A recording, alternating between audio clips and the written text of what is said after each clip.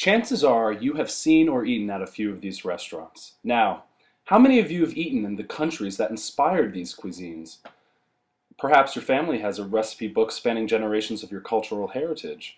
How does your family's traditional cuisine compare to the chains in the US? We keep on waiting on the world to change. Over the past few decades, the United States has seen an influx of internationally inspired restaurants.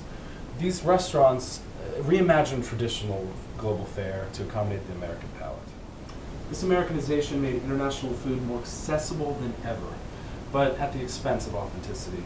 While a number of these restaurants strongly consider the cultural roots of their modernized interpretation, the public does not have the same awareness and consequently may not be able to tell the difference between traditional and Americanized cuisine.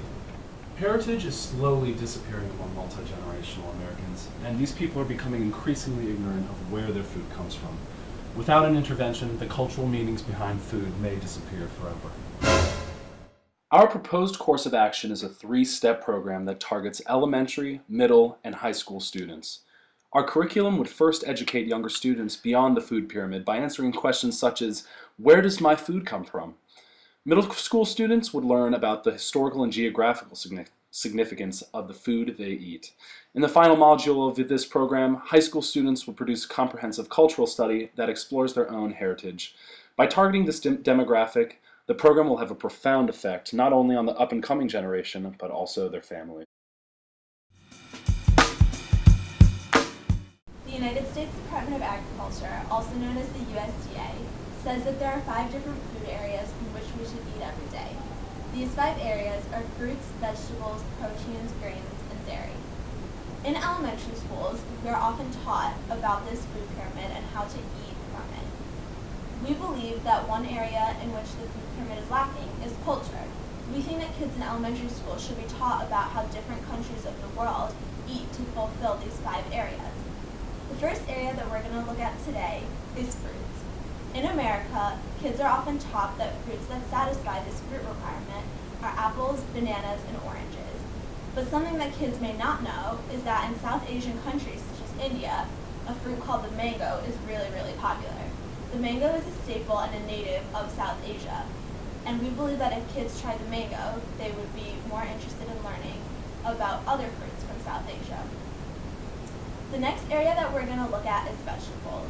In America, a lot of the vegetables that we see on our plates and in the media are spinach and broccoli. But in Mediterranean countries, such as Italy, they eat a lot of artichokes. Some kids go their whole lives without seeing an artichoke, and we believe that this is a problem. Artichokes are high in fiber, and you can cook them in several different ways. The next area that we're going to explore is dairy. Here in America, the first things that come to mind when we think of dairy are milk and cheese. In France, they have a specific type of cheese called goat cheese. Goat cheese was invented in France, and it has a distinct flavor which we believe could entice American kids to learn more about the French culture. The next area that we're going to look at is proteins. In America, a lot of the protein that we eat comes from red meat. But in areas in Western Asia Minor, such as Syria, people eat pistachios.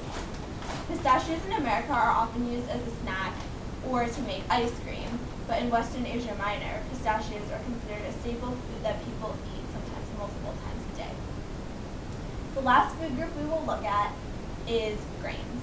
In America, grains that we often eat are wheat and rice. In countries in South America, such as Peru, quinoa is a popular grain. Quinoa is grown in Peru and is native to South America, but a lot of people in the United States do not know about it because it isn't common here. Now that we have taught you about all different kinds of foods that people eat in various countries throughout the world to satisfy the various things in the food pyramid, what new foods would you like to explore?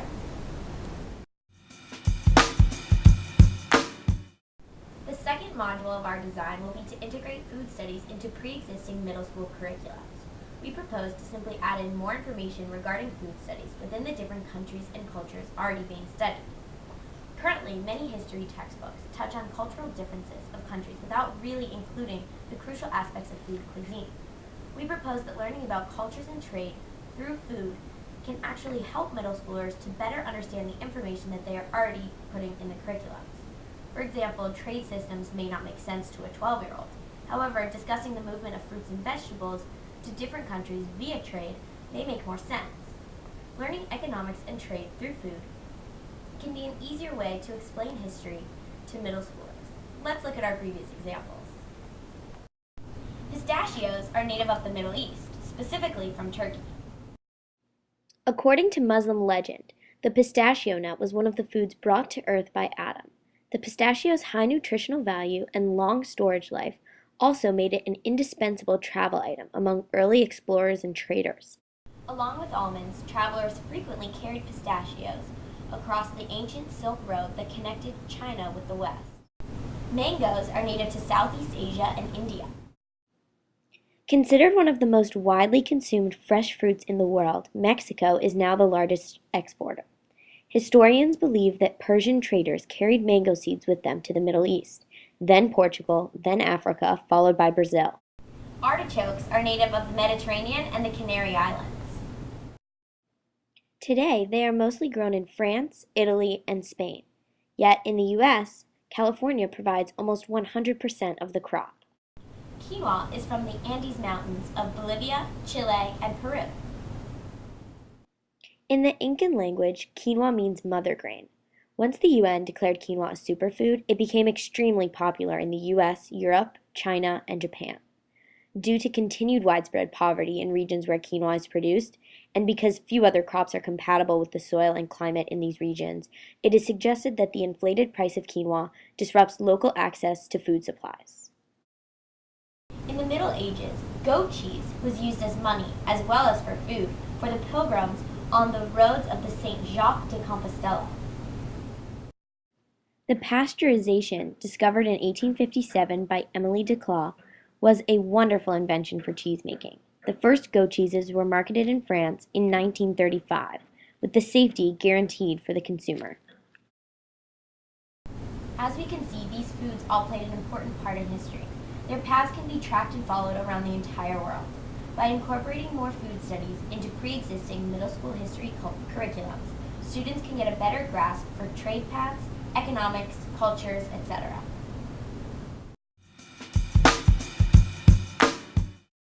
In the first two modules, we learned about what different people of different parts of the world eat in elementary school, how to satisfy the 5 parts of the food pyramid. In our second module, in the middle school component, students learned to incorporate food studies into more traditional geography and history lessons.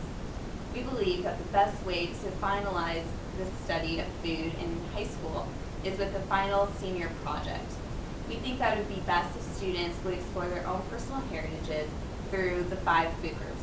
So for example, a student from Syria who is used to eating pistachios might make some Bazaret cookies. Bazaret cookies are similar to the American Oreo.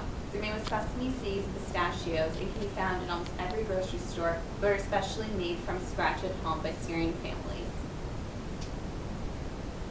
A student from India who's used to satisfying their fruit requirement using mangoes might make a mango dal. This dal is made with mango, cilantro, lentils, and lots of wonderful spices. Dals are typically used to satisfy protein requirements for a lot of vegetarian Indian families. So this is a great way a student might bring in a food from his native culture.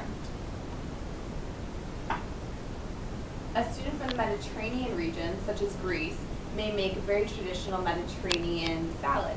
This one consists of artichokes, satisfying your vegetable requirement, feta, cheese, tomatoes, red onions, and olives. So this is another great way for students to kind of bring in and show their peers what they eat at home. A student from Peru or another country in South America who's used to satisfying his or her protein requirement using quinoa might make a very traditional quinoa salad. This one uses a lot of the same ingredients as the Mediterranean families, such as tomatoes and olives, but adds a Peruvian twist with quinoa and limes.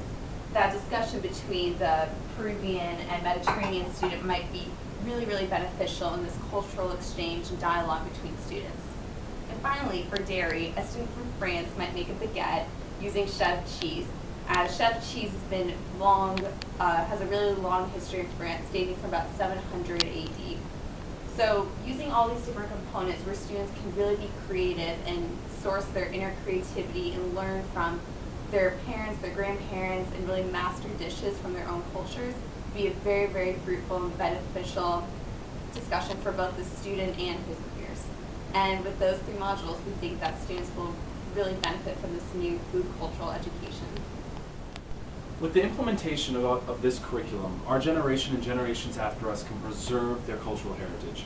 Knowing where our food comes from, how it is grown, and how it ties into our own history is paramount for respecting ourselves as individuals and our peers throughout the world. If we remain genuine in our approach to understanding food by educating our youth, our society will find novel solutions to food problems throughout the world.